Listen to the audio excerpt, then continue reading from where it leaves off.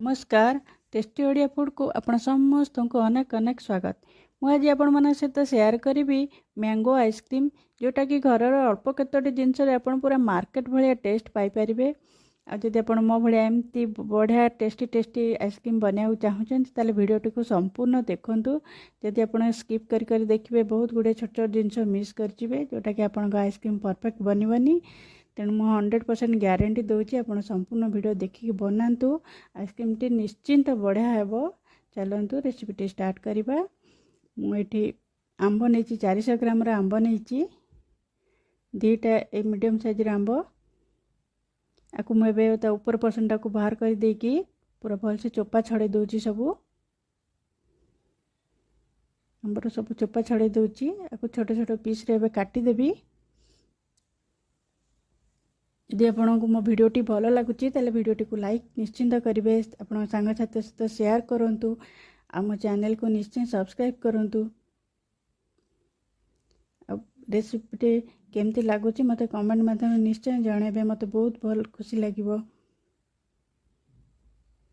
मुझे छोट छोट पीस रे सब काटिदेली आंब को। एबे मु गोटे छोट ग्राइंडर जार रे एटा गोटे पेस्ट बनै दोची आंबर।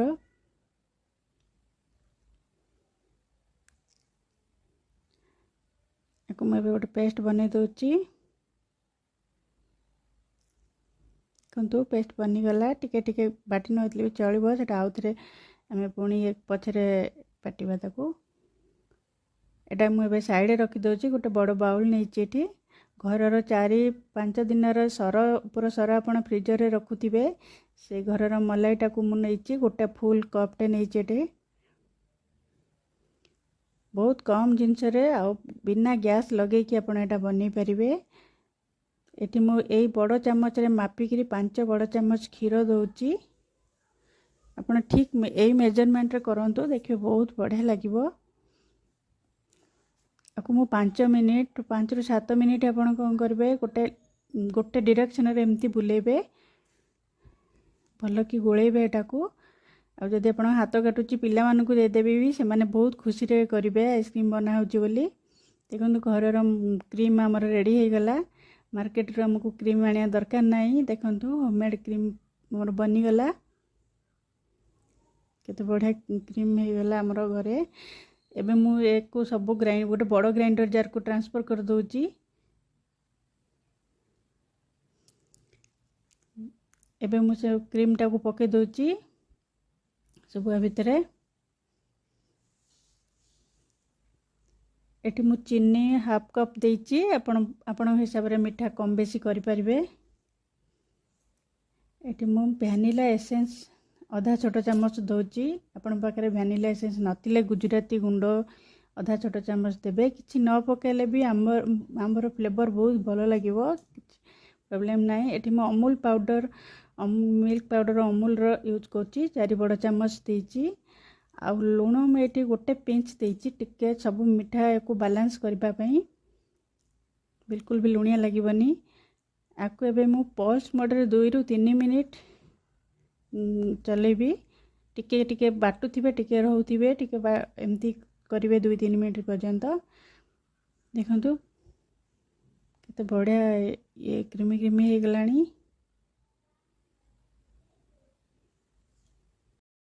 एबे मु पेपर कप 4टा नौची चा पिया जो पेपर कप से मु एबे ताको फिल कर दोची। एबे मु एल्युमिनियम फॉइल रे उडे तो भल से क्लोज कर दोची। अपन चाहे गोटे रबर भी बांधी पारे। भल से एल्युमिनियम फॉइल में क्लोज कर दोची। जदि एल्युमिनियम फॉइल भी आपण पाखे नाही केमती करेंगे मुझे कहूँ आपण सहित शेयर करुच्ची। आपण घर पॉलिथिन को एमती काटिकी ऊपर देकी गोटे रबर एमती बांध दे पारे। एमती करिया द्वारा कि आइसक्रीम भीतर आइस जमीबनी आ पूरा परफेक्ट हम।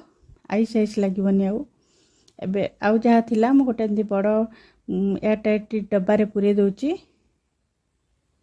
आपण ग्लास जो थे बेटा रखी करें स्टील ग्लास रखी करें एयर टाइट डब्बा रे पूरे पारे। मुझे बड़ बड़ टे बनाऊँगी से 4टा स्टिक दौची आइसक्रीम स्टिक। आप चाहिए 8टा भी दे पारे। एपट सेपट करके पिला टे बड़ बड़ पसंद बोली मुझे 4टा दूची।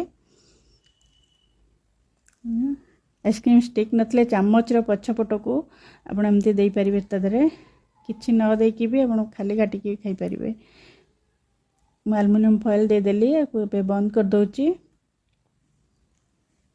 एबे मुझे फ्रीजर रे 2 घंटा पई सेमी सेट पई रखीदेवी। 2 घंटा पर्यंत रखी दूची फ्रीजर भितर।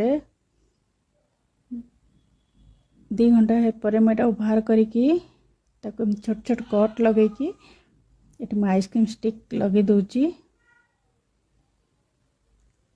वीडियोटी जदि आपको पसंद हुए वीडियोटी को निश्चिंत लाइक करेंगे। आ चैनल नुआ थिले मो चैनल को निश्चय सब्सक्राइब करेंगे।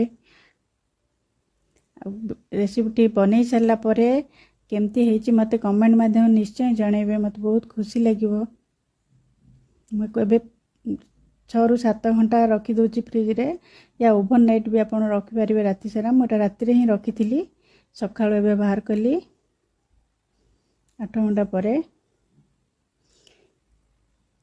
जो बड़ डब्बाटा रखी से पानी रे 10-15 सेकेंड एमती रखीदेली। गोटे बड़ ये पात्र रे पानी रखिकी रखीदी। आटा को पानी रखा दरकार नहीं। जस्ट टिके एमती हाथ में करके देखो केते बढ़िया बाहरी गलानी आइसक्रीम। बहुत भी टेस्ट होता। आप थे बनइले देखिए सप्ताह को थे निश्चय यहाँ बनइबे। पिला माने बहुत जिद्दी करेंगे यहाँ बनवाई। आ बहुत इजी भी आपको किसी कष्ट करा पड़ोनी। आधे 10 मिनिट भितर आपको आइसक्रीम रेडी हो। ये मु ग्रीन पिस्तार यहाँ सजे दूची।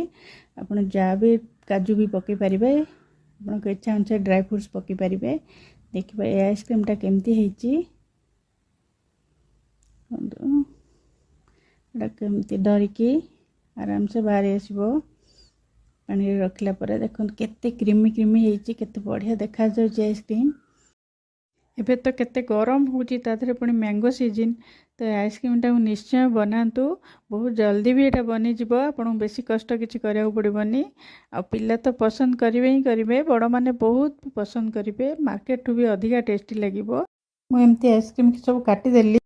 देखो केते बढ़िया देखा जाउची पूरा क्रीमी क्रीमी केते बढ़िया है। आप जहाँ को देबे भी से जानी पारिबेनी एटा आपण घरे बनैचंती बोलिकी।